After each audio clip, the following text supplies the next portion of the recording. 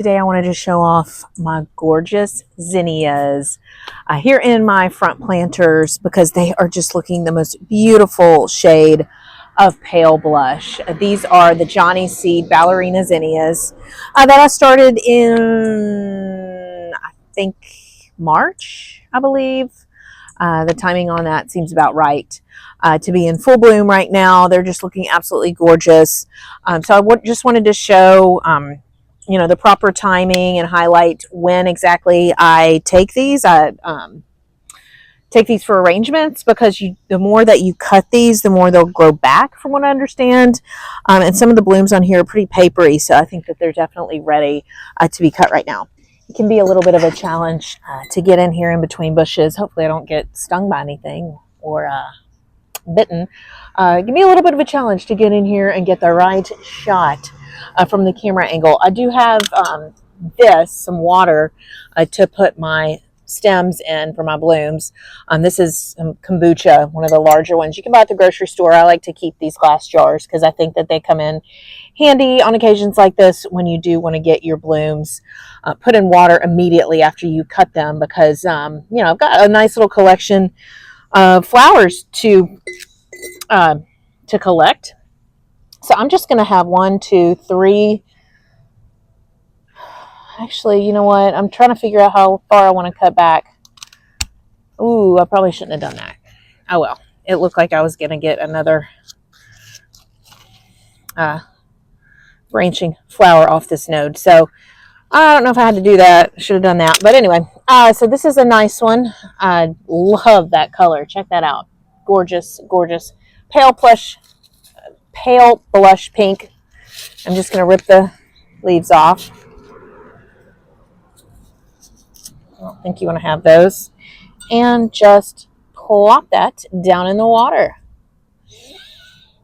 And these are not necessarily bouquets I'm going to give away or anything. Okay, so this one, let's see. Is this one ready to cut? Yeah. See, the problem is that they're branching off, and you really can't get as long a stem as you want, I don't think.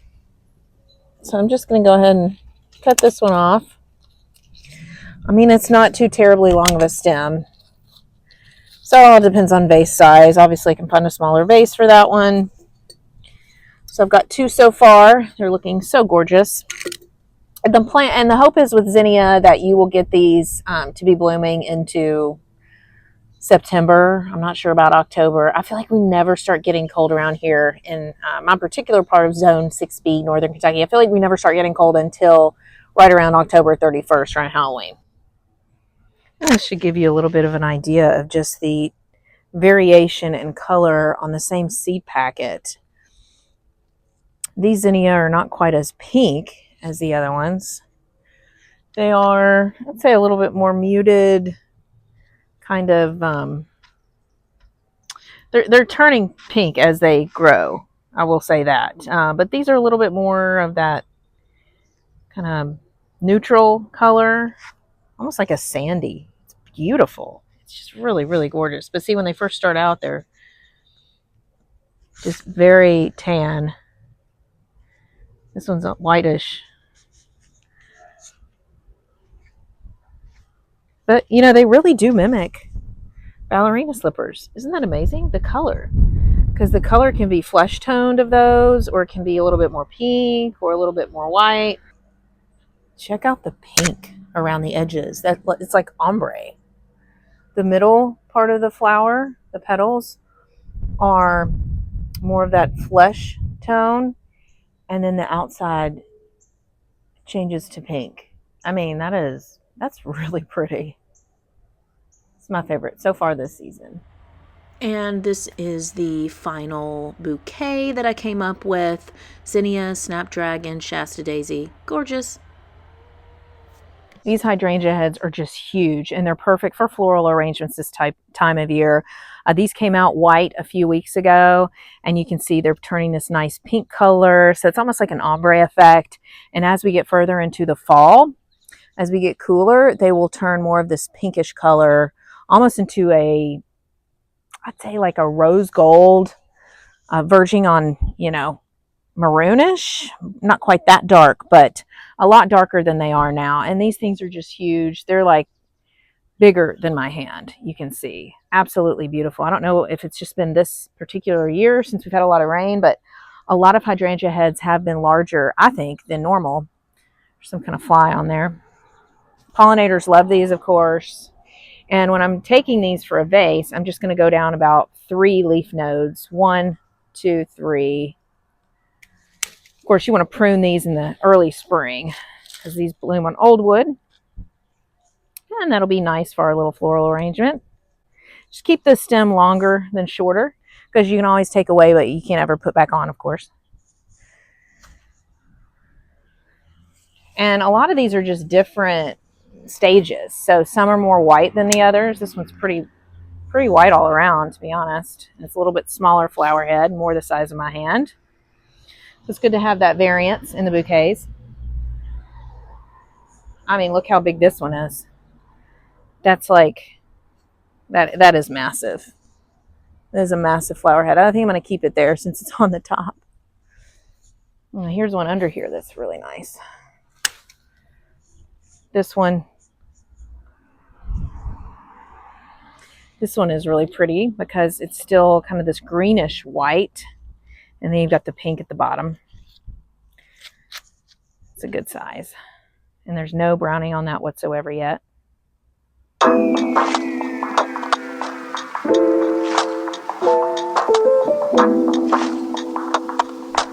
I took some spent zinnias out. I'm going to collect the seeds out of those. I'm just going to pour out the old water here. I'll just start with the largest hydrangea bloom that I have, which is clearly this bad boy. Woo! So big. I'm going to put that towards the back and the middle. And make sure you get some of the color in there because that's really pretty with the pink, I think. Wow. So I've got stuff kind of falling off of this dried stuff. It's a little messy, but that's why we're doing it by the sink, right? So that, yeah, any of the dried flower pieces can get kind of caught in the sink. I'm going to put this one over here on this side. And if you need to cut the stems to your liking to get the height you're aiming for. Oh, I also have some yarrow in here. I'm going to show you what that looks like dried. It looks really good. It's still yellowish. It's kind of a muted yellow because it was bright yellow. I'm kind of shaking because I've had a lot of coffee today, which is helping me make this video. It really is. I'm going to put more of the green over here because I really like the green.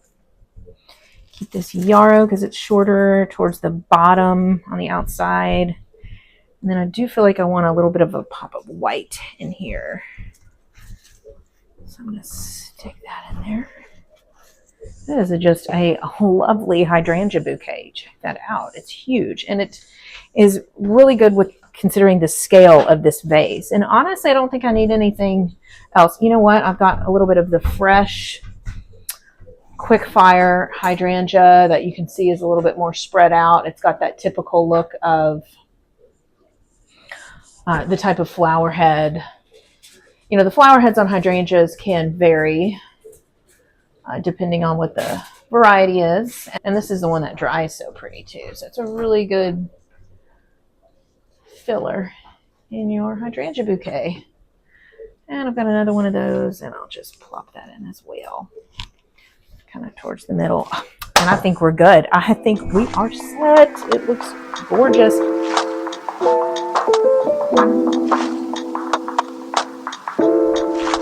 I'm looking forward to sharing with you guys as we go into the fall how things are looking. I'm hoping to get some good deals on some plant sales in the fall because I don't really want to plant anything out this year in the dead of summer in the heat. I did that last year with some things.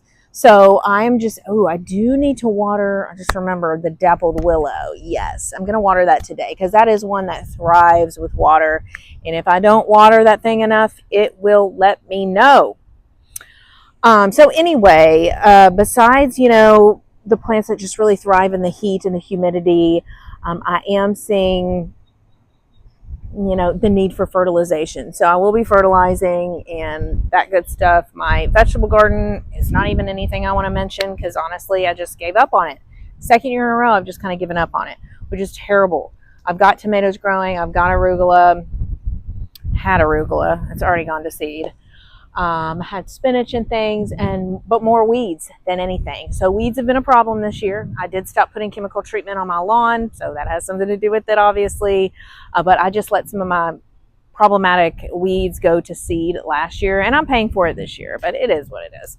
I don't mind pulling weeds by hand, and I have been doing a lot of that. So just stick with me here on the channel, and I promise to have some compelling content here in the next few weeks. But for most gardeners, I think we can all agree this is the time of year where we take things down a notch. We slow down a little bit outside of those heat waves that do occur, especially here in the Midwest and the South United States. But yeah, we're all just hopefully enjoying our summer is what you're doing. That's what I'm trying to do on top of staying busy, but I'm hoping to kick back and relax a little bit. School will be back in session before we know it, parents. Just keep that in mind. But I hope you are enjoying time with your little ones out there and getting some, fun rest and relaxation in. So stick with me here on the channel. Let me know what you're doing in the garden right now, and I'll talk to you later.